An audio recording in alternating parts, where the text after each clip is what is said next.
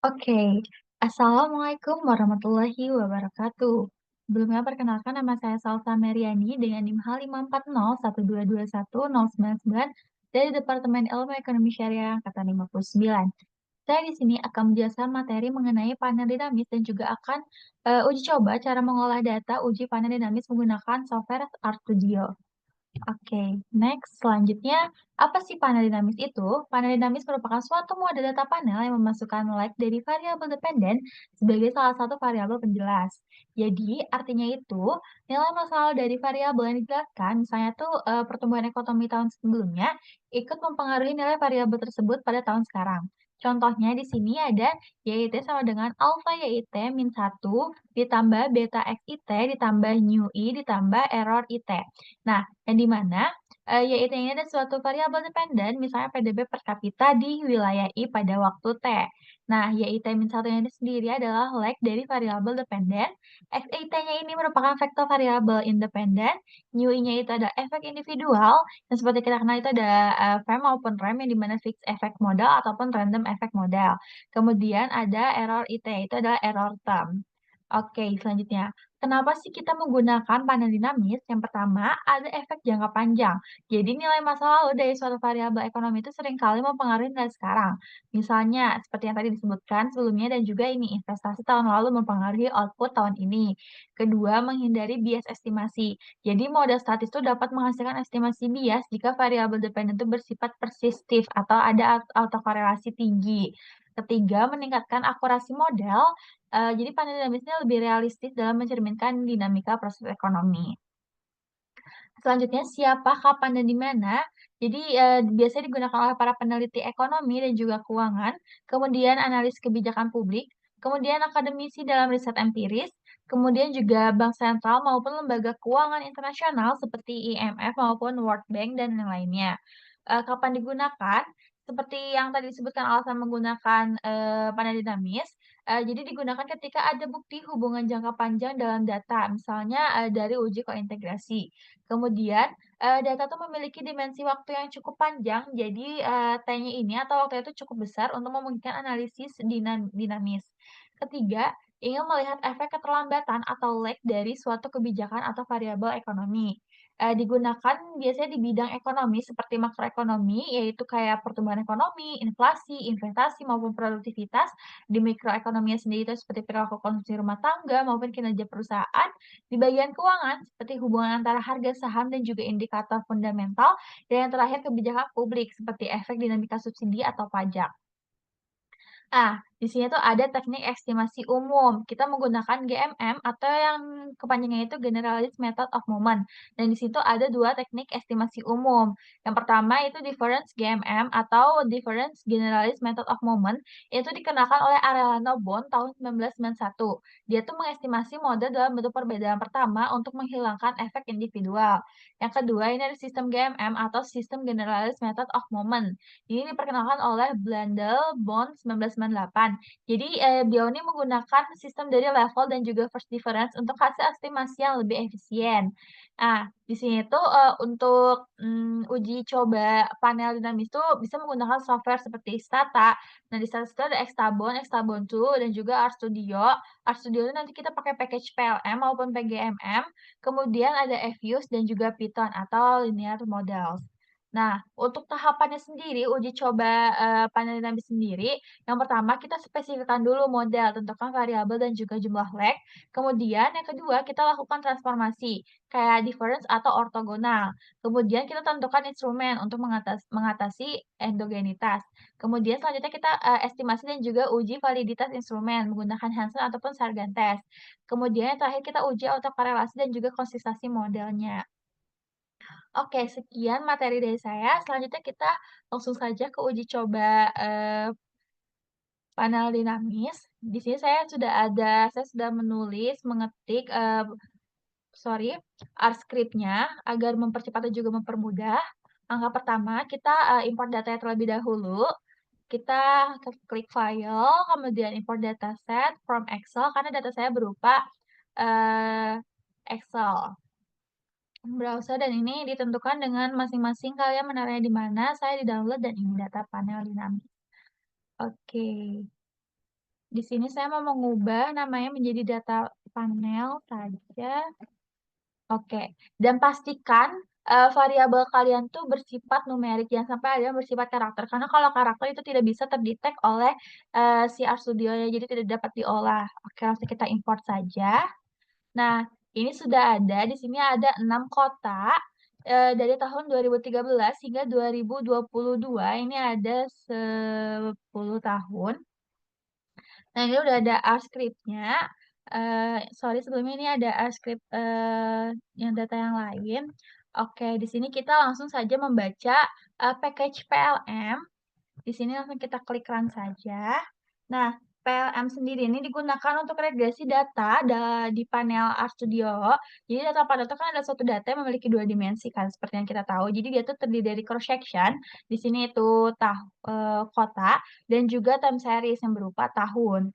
Oke, selanjutnya kita estimasi model first difference, GMM atau kita kenal dengan FDGMM. Di sini langsung kita blok saja, lalu kita klik run. Oke, jadi di model yang digunakan ini ada delta log, GDP real sama dengan alpha delta log ke GDP real IT-1 plus beta 1 delta log populasi IT ditambah beta 2 delta log IPM IT ditambah, error term ya. Jadi, pendekatan GMM nih, untuk mengatasi endogenitas seperti yang saya jelaskan tadi sebelumnya di materi, jadi itu untuk mengatasi endogenitas variabel Leach dependent, yaitu, di sini tuh ini nih, like log GDP real dan juga untuk efek tetap individu. Nah, untuk instrumen yang ini 22.27, nah ini tuh, merupakan like kedua sampai ketujuh dari, log GDP realnya. Nah, ini udah ada hasil estimasinya. Nah, ini bisa kita lihat di balance panel. Ini tuh terdiri dari 6 unit kota, seperti yang saya tadi sebelumnya jelaskan. Kemudian untuk waktunya itu terdiri dari 10 tahun, yang dari 2013 hingga 2022. Kemudian, jumlah datanya berarti sekitar 60, 6 kali 10 berupa 60. Dan observasi yang kita gunakan yaitu 48. Karena setelah diferensi dan juga eliminasi observasi awal, karena lag, hanya 48 observasi efektif saja yang kita pakai. Nah, untuk hasil estimasi koefisien sendiri, untuk yang lag-log GDP real ini, dia tuh bersifat, signifikan, nih bisa kita lihat dari p-value-nya, dan signifikannya tuh positif dilihat dari estimasinya. Ini menunjukkan bahwa GDP real daerah tuh sangat dipengaruhi oleh nilai GDP real tahun sebelumnya. Jadi ada efek dinamika yang moderat. Nah, kemudian kita lihat nih lag, populasinya. Nah, ini tuh tidak signifikan, bisa dilihat dari p-value-nya, dia lebih dari 0,05, dan juga bisa dilihat dari estimasinya ini bersifat negatif. Jadi populasi ini tidak memiliki pengaruh langsung yang signifikan, terhadap pertumbuhan, GDP real. Kemudian kita lihat juga dari variabel log IPM-nya ini, bisa kita lihat dari p-value-nya, dia tuh signifikan dan juga positif. Jadi dia tuh sangat signifikan dan juga positif. Jadi IPM ini, atau yang kita kenal dengan indeks pembangunan manusia itu sangat mempengaruhi pertumbuhan GDP real, nah jadi kualitas manusia tuh berperan penting ya dalam pertumbuhan GDP real. Kita juga lihat nih dari, Sargentesnya, di sini tuh chi-square-nya itu 6 dan p-value-nya ini 1, jadi hipotesisnya itu 0, jadi instrumen itu valid. Dan p-value-nya ini kan tadi saya sebutin 1, jadi tidak ada masalah validitas instrumen, jadi modelnya tuh, sangat baik. Terus kita juga uji autokorelasi. Nah, di sini kan ada autocorrelation test 1 dan juga 2. Autocorrelation 1 ini bisa kita lihat dia tuh, tetap di atas 0,05, tapi, masih dalam batas wajar gitu, tapi dia tuh nggak terlalu signifikan. Tapi kita fokuskan pada autokorelasi yang kedua. Nah, ini tuh bisa kita lihat, dia tuh nggak signifikan, jadi, terpenuhi gitu untuk uji lolos syarat autokorelasinya. Jadi dia tidak terdapat autokorelasi. Kemudian kita lihat juga dari wall test for koefisiennya ini.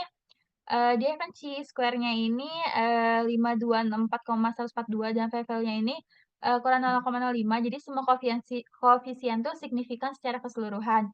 Jadi modelnya tuh menjelaskan variasi data tuh dengan baik. Jadi pada kesimpulan pada, estimasi first difference GMM nih, dia tuh berhasil menjelaskan dinamika pertumbuhan, GDP real daerah dengan baik. Kemudian kita lihat tadi dari GDP realnya tuh menunjukkan bahwa ada persistensi GDP real, artinya pertumbuhan saat ini tuh dipengaruhi oleh kinerja sebelumnya, dan IPM tuh sangat signifikan. Jadi artinya pembangunan manusia seperti pendidikan, kesehatan, dan juga daya beli itu menjadi pendorong utama pertumbuhan GDP real daerah dalam jangka pendek. Kemudian populasi itu tidak signifikan. Ini tuh bisa jadi karena, pertumbuhan penduduknya tuh nggak otomatis menciptakan pertumbuhan GDP realnya, dan juga mungkin dibutuhkan interaksi dengan variabel lain kayak misalnya angkatan kerja, atau produktivitas, maupun yang lainnya. Tapi validitas instrumen ini sangat baik, tadi bisa dilihat dari Sargan test dan juga, autocorrelation test-nya. Oke, selanjutnya kita lanjut ke estimasi fixed effect model atau yang kita kenal dengan, VEM. Ini juga ada ya di panel dinamis, di video sebelumnya yang saya jelaskan. Ini langsung kita klik run saja. Oke, untuk model sendiri itu, sama dengan estimasi model FDGMM. Ini tuh untuk mengestimasi pengaruh lag dari GDP realnya, terus kita lihat juga dari log populasinya dan juga log IPM-nya terhadap, log, GDP real saat ini dengan mengontrol efek tetap tiap kota atau kita kenal dengan FEM, Fixed Effect Model. Oke, struktur datanya tetap sama ya di sini, cuman di sini tuh, total datanya ada 54 dan tahunnya itu menjadi 9. Karena data panel balance tuh, menghilangkan observasi pertama tiap unit karena penggunaan lag, tapi, untuk kota yang dianalisisnya tetap sama yaitu 6. Oke, untuk hasil estimasinya bisa kita lihat untuk si, backlog GDP realnya ini, dia tuh signifikan positif, bisa kita lihat dari p-value dan juga estimasinya. Jadi GDP real ini tuh, GDP real masa lalu tuh berpengaruh kuat pada GDP real sekarang, jadi ada persistensi pertumbuhan kayak gitu. Sedangkan untuk, log populasinya bisa kita lihat, dia tuh nggak signifikan dilihat dari p-value-nya yang lebih dari 0,05 dan juga estimasinya bersifat negatif. Jadi, perubahan populasi itu, nggak berpengaruh nyata gitu terhadap GDP real ketika efek tetap kota tuh diperhitungkan. Sedangkan untuk log IPM-nya ini, kita lihat dari value-nya dan ininya, dia tuh, sangat signifikan positif ya, jadi peningkatan IPM tuh berkorelasi kuat dengan kenaikan GDP real. Jadi pembangunan manusia tuh penting bagi pertumbuhan seperti yang dijelaskan tadi di, estimasi modal GFF. Kemudian kita lihat dari R-square-nya, R-square-nya ini 0,92286, yang di mana ini tuh model menjelaskan 92,3% variasi GDP real itu. Jadi dia tuh sangat tinggi ya menjelaskannya model ini. Sedangkan edge-square-nya ini 0,90915, jadi penyesuaian terhadap jumlah variabel itu tetap masih sangat tinggi. Statistiknya juga bisa kita lihat, bahwa model secara keseluruhan ini sangat signifikan. Jadi, modal feminin itu menangkap heterogenitas tidak teramati antar kota, bisa jadi kayak misalnya faktor budaya, kebijakan daerah, maupun struktur ekonominya yang tidak berubah sepanjang waktu. Efek dinamisnya itu terlihat jelas, jadi GDP real masa lalu itu sangat mempengaruhi GDP real saat ini, atau persistensi ekonomi. Dan tadi IPM itu kan signifikan dan juga positif, jadi pembangunan manusia itu kayak tadi sebelumnya dijelaskan kayak pendidikan, kesehatan, daya beli, dia itu sangat, penting gitu bagi pertumbuhan ekonomi lokal. Terus populasi itu nggak signifikan. Jadi, nggak semua pertumbuhan penduduk tuh langsung meningkatkan, GDP real daerah. Mungkin perlu dianalisis lebih lanjut. Apakah misalnya karena pengaruh produktivitasnya ataupun ketimpangan. Dan di sini kan angkanya tadi sangat tinggi, jadi model itu tuh menjelaskan variasi data tuh, dengan sangat baik, seperti itu. Oke, selanjutnya kita langsung ke estimasi pooling model. Di sini langsung kita klik run saja. Nah, dari ini tuh, FEM sama pooling itu cuma perbedaan di modelnya saja. Kalau misalnya FEM itu menggunakan within, kalau misalnya pooling itu menggunakan, pooling, seperti itu. Oke, ini, hasilnya bisa kita lihat. Jadi, model pooling OS-nya itu artinya seluruh data panel itu, gabungan unit dan juga waktu gitu ya, tadi cross section dan juga time series diasumsikan sebagai homogen. Jadi, tanpa efek tetap atau fixed effect ataupun, random effect model. Oke, untuk, datanya sendiri, struktur datanya itu tetap sama ya dengan si FEM, bisa dilihat. Hasil estimasinya sendiri, kita langsung lihat saja di intercept-nya sendiri, dia tuh nggak signifikan. Jadi, nggak memiliki makna ekonomika penting di dalam model Locke sendiri, ini kan VPL-nya di atas 0,05. Kemudian untuk, Leglock, GDP realnya ini bisa kita lihat dia tuh, sangat signifikan positif adanya persistensi sangat besar, dari GDP real masa lalu terhadap masa kini. Sedangkan untuk, log populasinya bisa kita lihat dia tuh nggak signifikan, jumlah penduduknya tuh, nggak punya pengaruh nyata terhadap GDP real dalam modal saat ini. Sedangkan log IPM-nya ini juga bisa dilihat dia tuh nggak signifikan, jadi IPM ini tuh nggak berpengaruh terhadap GDP real dalam modal ini juga. Nah, terus kita juga lihat dari R-square-nya ini 0,99838. Jadi, model itu menjelaskan 99,8% variasi GDP real. Jadi, tetapi bisa terlalu tinggi karena overfitting gitu ya, tidak realistis tanpa kontrol unit dan tahun. Jadi ini tuh kayak belum tentu, betul gitu. Kemudian, dari edges R-square-nya sendiri dia, hasilnya 0,99828. Ini tuh masih sangat tinggi, tapi mungkin menyesuaikan jika asumsi homogenitasnya tuh nggak terpenuhi. Sedangkan statistiknya ini adalah, 10262,3 dan p-value-nya ini kurang dari 0,05, jadi modelnya signifikan secara keseluruhan. Oke, jadi satu-satunya variabel signifikan tuh cuman, lag dari GDP realnya sendiri yang di mana menunjukkan adanya persistensi ekonomi jangka pendek. IPM sama populasi kan tadi hasilnya tidak signifikan ya, menunjukkan bahwa tanpa mengontrol heterogenitas daerah, model ini tidak menangkap hubungan nyata antar variabel. Sedangkan R-square-nya itu sangat tinggi, tapi ini mungkin, menyesatkan bias gitu, karena nggak ada pertimbangan perbedaan antar kota, per tahunnya. Terus model itu cocok hanya jika diasumsikan semua unit panel itu benar-benar identik dalam struktur dasar. Jadi, jarang ada yang terjadi dalam praktek kebijakan daerah, seperti itu. Nah, dari yang ketiga tadi, untuk sementara kita mempertimbangkan efek tetap itu, kita menggunakan mode terbaiknya itu, first difference GMM ya. Tapi kita cek dulu nih, apakah estimasi sistem GMM-nya lebih baik apa enggak. Langsung kita klik run saja. Oke. Nah, ini hasilnya ya. Untuk modelnya sendiri itu sama, di sini menambahkan transformasi, jadi menggunakan sistem GMM yang tadi dikenakan oleh Arellano Bauer atau Blandelbond, dia tuh dengan transformasi first difference. Jadi ini tuh, alat atau instrumen yang di mana, lag GDP real dari periode kedua hingga ketujuh, ini tuh biasa digunakan untuk panel dinamis karena ada lag dependent variable dan juga mengatasi endogenitas serta mengontrol heterogenitas individu yang di data ini merupakan kota. Oke, kita langsung ke estimasinya aja, ke koefisiennya ini. Untuk, Log GDP realnya bisa dilihat dia tuh, berpengaruh gitu ya. Jadi si GDP realnya masa lalunya ini sangat berpengaruh terhadap GDP real saat ini. Jadi ada persistensi tinggi, sedangkan log populasinya tuh berpengaruh positif, signifikan terhadap pertumbuhan GDP real daerah. Ini kan kurang dari 0,05 dan estimasinya itu positif. Sorry. Untuk, log IPM-nya sendiri, dia tuh nggak signifikan karena levelnya tidak di, bawah 0,05. Jadi IPM ini nggak berpengaruh signifikan terhadap GDP real. Terus kita lihat dari Sargentesnya, bahwa Sargentesnya ini untuk instrumennya valid, nggak ada, overidentifikasi karena p-value-nya ini 1 di atas 0,05. Sedangkan autokorelasinya bisa kita lihat kalau misalnya saat itu tidak ada autokorelasi O+1 pada residu translatif, dan autokorelasi kedua itu tidak ada autokorelasi kedua juga, jadi syarat penting GMM ini terpenuhi. Dan kita juga dari World Test for koefisiennya ini bisa dilihat bahwa value ini kurang dari 0,5, jadi model ini tuh sangat signifikan secara keseluruhan. Jadi, sistem GMM ini kan untuk mengontrol efek individu, antara kota, memperhitungkan dinamika waktu, menangani potensi endogenitas dengan instrumental internal, dan juga validitas statistik itu sangat baik. Jadi, mode sistem GMM ini adalah mode paling valid daripada yang ketiga sebelumnya dalam konteks panel dinamis ini. Karena tadi seperti saya sebelumkan, dia itu mengatasi endogenitas yang sering muncul dalam regresi panel dinamis, menyediakan estimasi tidak bias dan konsisten, dan juga valid gitu secara statistik menggunakan uji Sargan dan juga autokorelasi test gitu.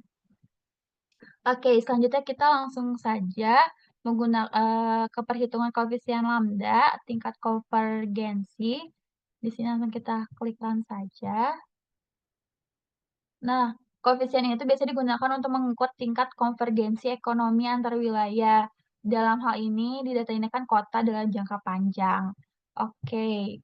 Nah, ini kan nilai lambdanya untuk si Lake Log GDP-nya ini adalah 0,9083319. Ini tuh, mendekati 1 menunjukkan bahwa GDP real tuh per kapita itu sangat dipengaruhi oleh nilai masa lalu. Jadi ini tuh ada mencerminkan adanya persistensi tinggi dalam pertumbuhan ekonomi daerah.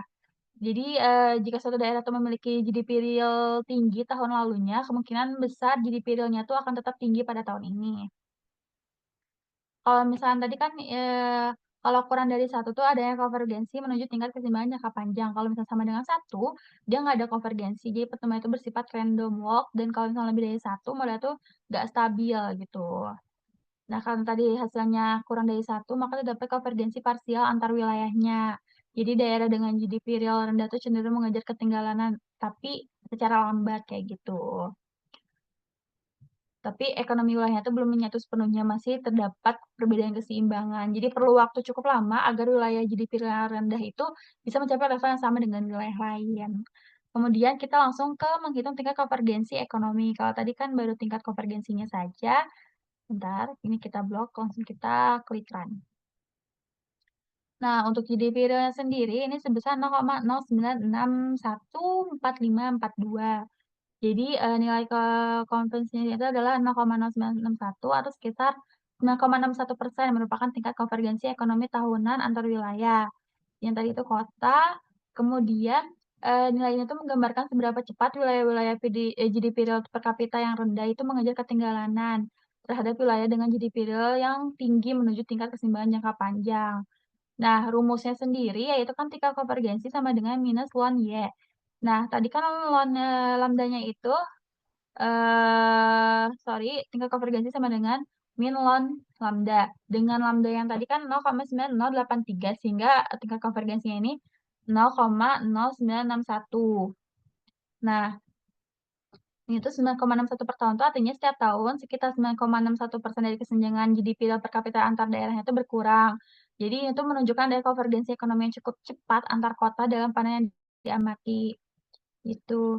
Sedangkan untuk, waktu para konversi itu bisa kita gunakan dengan T1/2 sama dengan ln 2 per tingkat konvergensi.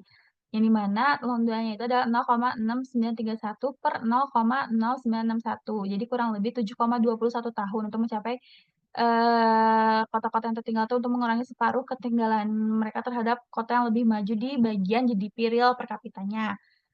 Seperti itu. Kemudian kita menghitung dampak jangka panjang variabel eksogennya, kita, klik dulu yang CRL populasinya. Nah, ini kan sebesar 0,9159.173 ya. Dan ini tuh merupakan dampak jangka panjang dari variabel log populasi terhadap log, GDP real per kapitanya dalam model panel dinamis sistem GMM. Artinya jika jumlah penduduk meningkat 1%, maka dalam jangka panjang GDP real per kapita diperkirakan meningkat sebesar 0,9159% atau 91,59%. Nah, dalam model dinamis, karena ada efek, lag dependent variabelnya yang tadi hasilnya 0,9083, maka dapat dampak langsung dari variabel eksogennya itu perlu disesuaikan untuk menghitungkan efek akumulatif dalam jangka panjang, yaitu sebesar 0,9159. Oke, jadi terdapat dampak positif dalam kuat jangka panjang dari pertumbuhan penduduk terhadap pertumbuhan GDP real per kapitanya.